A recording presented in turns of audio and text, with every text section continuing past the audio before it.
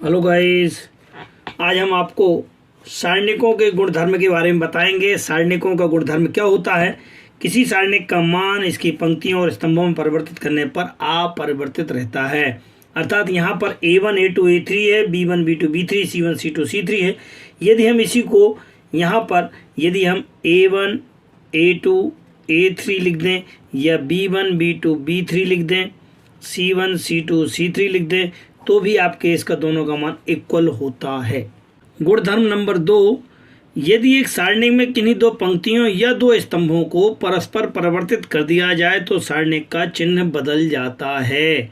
अर्थात यदि सारणिक हमारे पास A1 A2 A3 B1 B2 B3 C1 C2 C3 है, तो यदि हम इसमें से माइनस साइन चेंज कर देते हैं, यदि हम इन दोनों को आपस में चेंज कर देते हैं, अर्थात यहाँ पर A2 B2 C2 A2 A1 B1 C1 और यहाँ पर A3 B3 C3 यदि लिखा है, अर्थात इन दोनों रो को संगत पंक्तियों को यदि बदल दिया जाता है तो माइनस साइन बाहर आ जाता है, या संगत कॉलम को बदल दें तो भी आपको माइनस का साइन बाहर आ जाता है।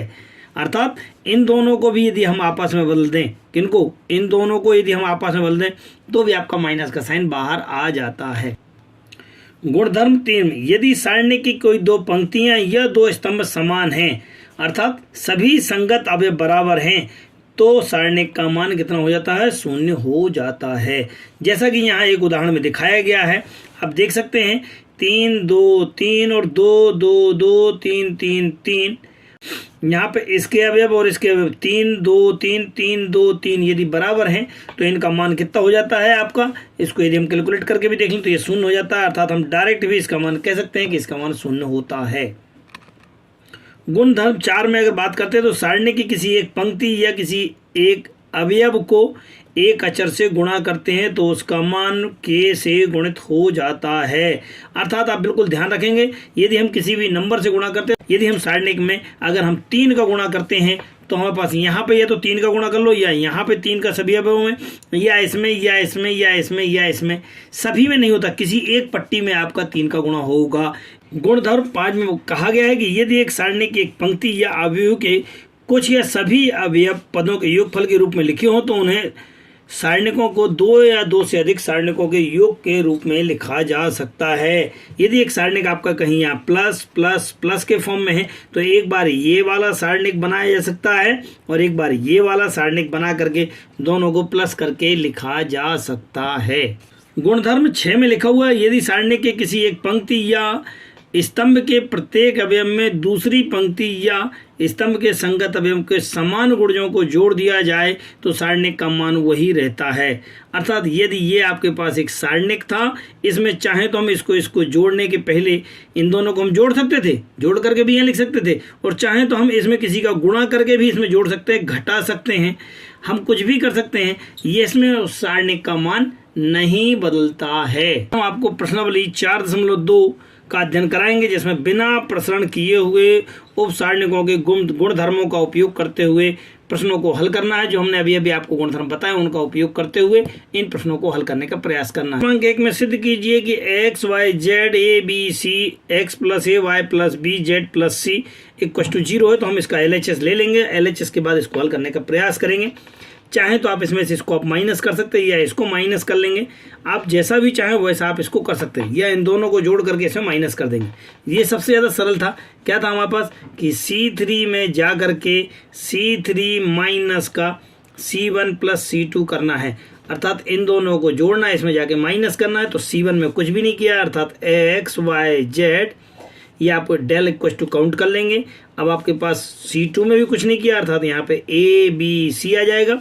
लेकिन यहाँ पे क्या किया है, x प्लस का a y प्लस का b z प्लस का c था, लेकिन इसमें आपने इसमें C3 में से माइनस किया, इन दोनों को जोड़ करते, अर्थात x प्लस a माइनस कर दिया है, यहाँ पे आपने y प्लस b माइनस कर दिया है, और यहाँ पर आपने z प्लस c माइनस कर दिया है, अर्थात इन दोनों को जोड़ करके इसमें माइनस किया। जब आप माइनस करने जाते हैं तो ये और ये कैंसिल हो जाते हैं, अर्थात 0 आ जाते हैं।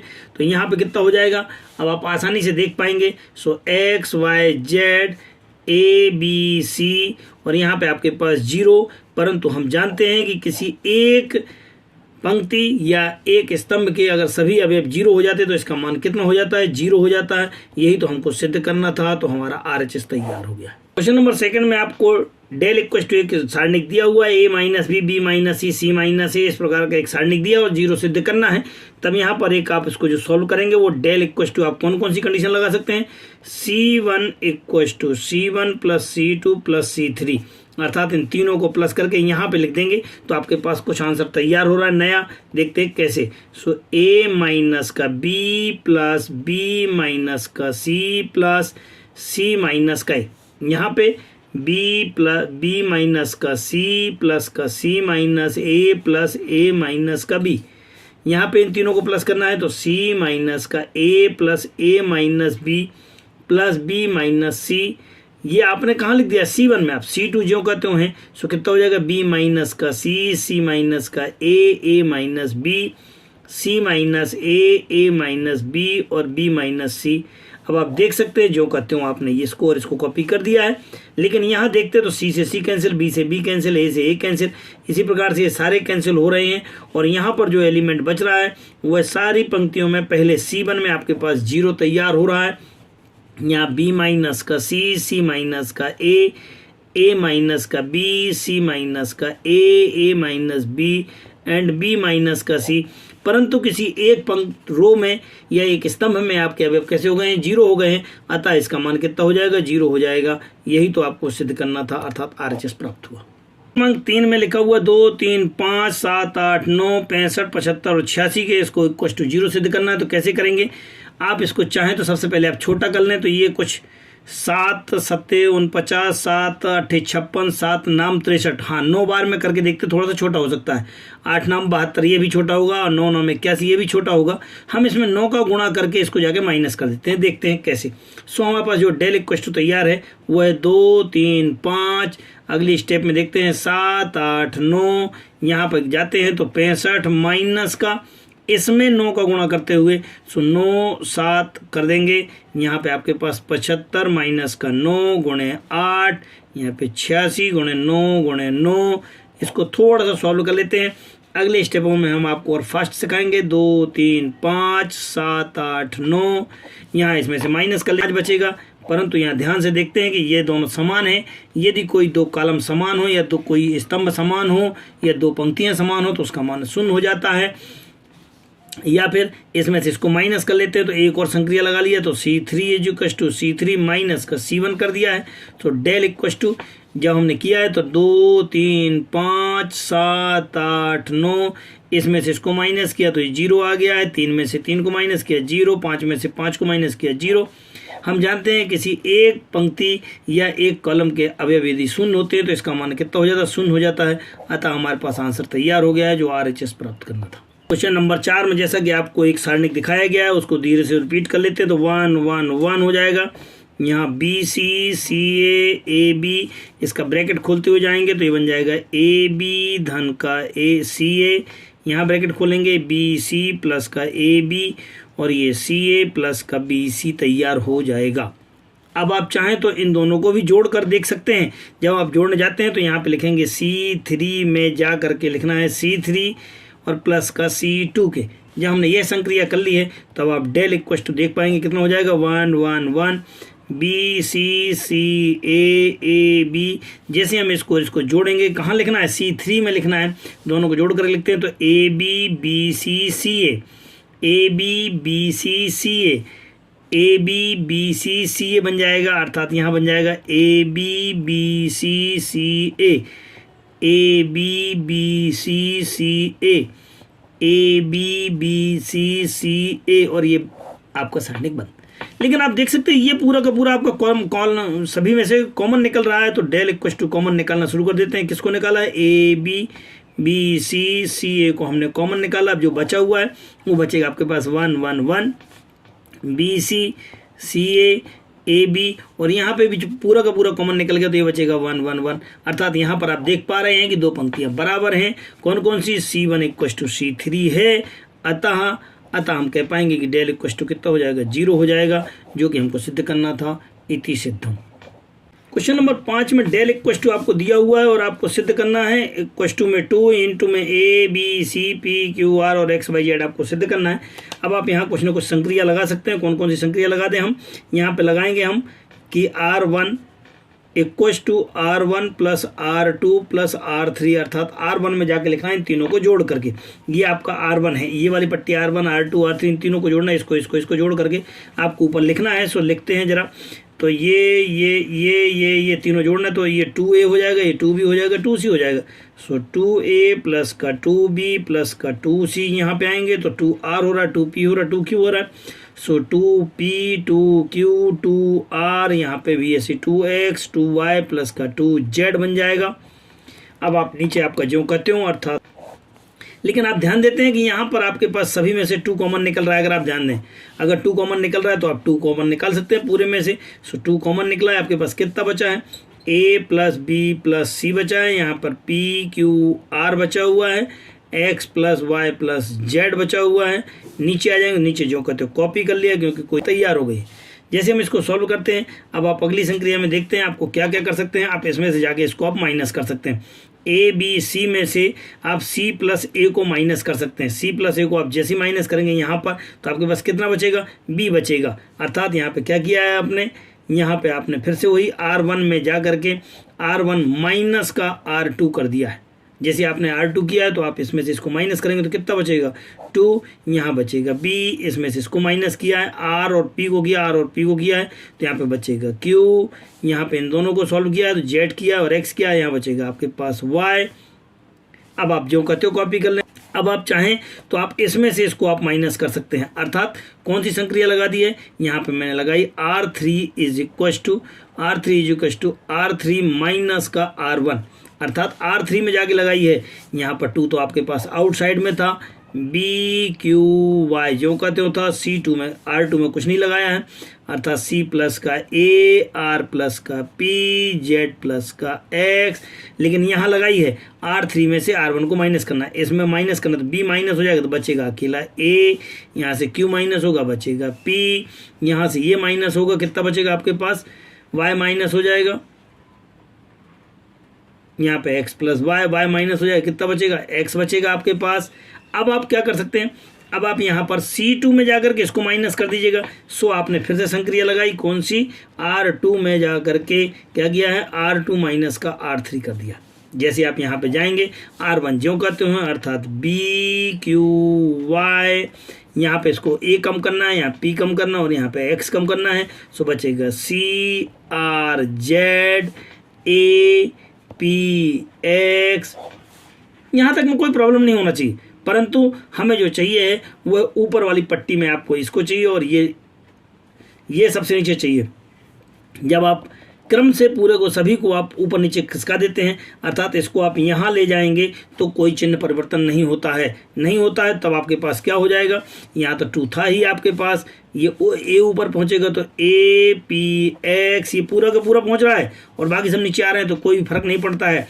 अर्थात यहाँ पे B Q Y, यहाँ पे हो जाएगा C R Z जो आपको सिद्ध करना था। इस प्रकार से आपका RHS तैयार हो गया है। क्वेश्चन नंबर 6 में यदि हम कोई संक्रिया लगाते हैं तो लंबा ही हो रहा है, इसलिए हम डायरेक्ट इसको खोल देंगे, तो डायरेक्ट खोलने जाएंगे तो कितना हो जाएगा, 0 इंटू अर्थात 0 इंटू ये वाला स्टेप आएगा तो 0 माइनस का C और ये 0 के बीच वाले में माइनस का साइन आता है, पिछले एक्सरसाइज में बता चुके हैं हम आपको, माइनस का A। अब जो ये वाली लाइन बंद करना और ये बंद करना, जो बचेंगे उसको लिखना है, अर्थात माइनस का A B माइनस का C 0, तीसरी में जाना, तीसरे में B। अब इसको भी बंद करना और इसको बंद करना है, ये बंद हो गया और ये बंद हो गया है। आपके पास माइनस का A 0 और B C हो जाएगा, कितना हो जाएगा, माइनस का A 0 और ये B C होगा। इसको डायरेक्ट आप सॉल्व कर लेते हैं। ये चूंकि 0 बाहर होने की वजह से ये पूरा का पूरा 0 हो गया है, माइनस का A और इसके बाद इसको सॉल्व कर लिए, ये 0 और माइनस माइनस प्लस का, तो प्लस का B C, यहाँ से कितना हो जाएगा, माइनस का B, इसका मल्टीप्लाई किया है तो कितना हो जाएगा, यहाँ पे हो जाएगा माइनस माइनस प्लस का, तो ये माइनस माइनस प्लस का हो जाएगा और ये AC बन जाएगा, बाकी ये 0 होना है। कुल मिलाकर के यदि सॉल्व कर लेते तो माइनस का ABC और प्लस का ABC इक्वल टू 0 जो कि RHS होगा, यही तो आपको सिद्ध करना था। नंबर 7 में ध्यान से देखते हैं, यहाँ पर ए स्क्वायर ए बी ए सी, अर्थात इनमें से सब में से ए कॉमन निकल रहा है एक पट्टी में से, इसमें से बी कॉमन निकल रहा है, इसमें से सी कॉमन निकल रहा है। तो इसमें से ए कॉमन, इसमें से बी कॉमन और इसमें से सी कॉमन निकाल लेंगे। जैसे हमने ए बी सी कॉमन निकाला, इसमें से ए निकाला तो कितना बचेगा, माइनस का ए बचेगा। यहाँ पे बी सी, यहाँ से बी निकल गया तो यहाँ ए बचेगा, यहाँ पे माइनस का बी हो जाएगा, यहाँ से बी निकला है अर्थात सी हो जाएगा। थोड़ा सा और दिमाग लगाते हैं, यहाँ से चूंकि सी निकला है, सी निकलेगा तो यहाँ कितना बचेगा, ए बचेगा, यहाँ पे बी हो जाएगा और यहाँ पे माइनस का सी हो जाएगा। जब इतना सारा सब हो गया है, ये हमने किस में से कॉमन निकाला है, पहले में से, अर्थात R1 में से ए कॉमन निकाला है, R1 में से ए कॉमन निकाला है, R2 में से ए बी कॉमन निकाला है और R3 में से आपने सी कॉमन निकाला है।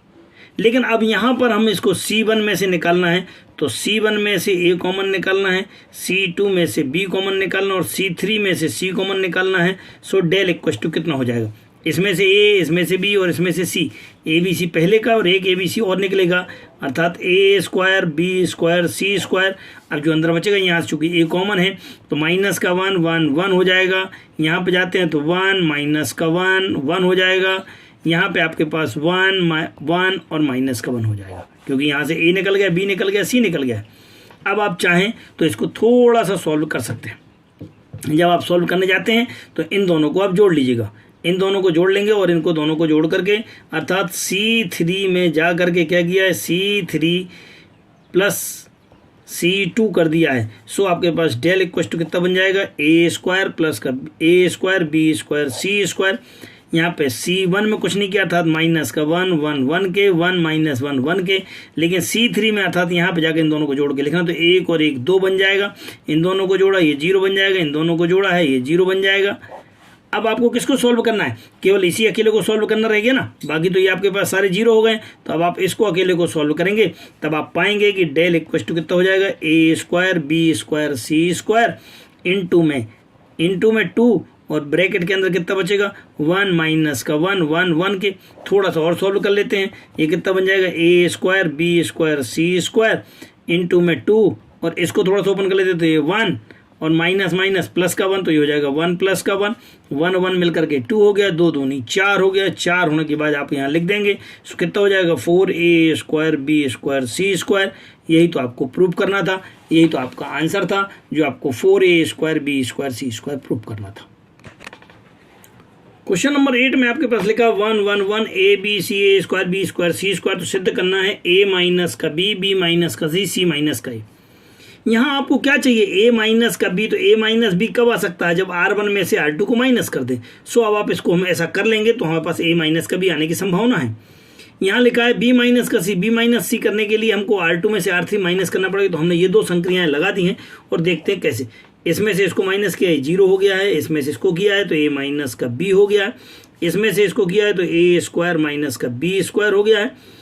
अब यहाँ से इसको माइनस किया तो ये 0 हो गया है, यहाँ से इसको किया तो b माइनस का c बन गया है। यहाँ इसको देखते हैं तो b स्क्वायर माइनस का c स्क्वायर है। तीसरे वाले में कोई संक्रिया लगाई नहीं है तो कॉपी कर देंगे, ये आपने कॉपी कर दिया है।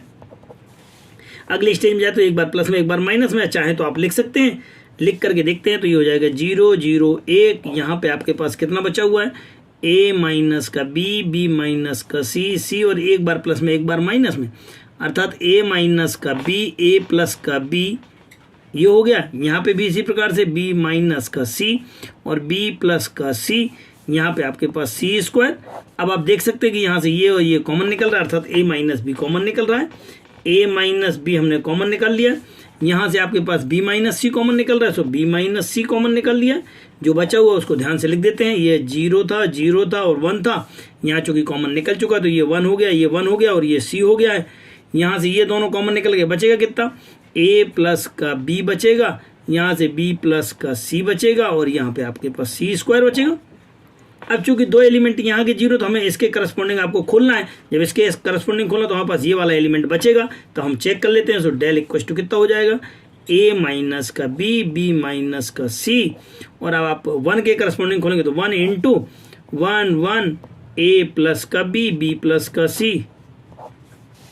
c ब्रैकेट में माइनस इन दोनों करेंगे तो a माइनस का b बन जाएगा। बी से बी कैंसिल हो जाएगा आपके पास, कितना बचा आपके पास, ए माइनस का बी माइनस का सी और सी माइनस का ए, जो कि आपको सिद्ध करना था। ये आपका पास RHS तैयार हो चुका है, यही तो आपको सिद्ध करना था।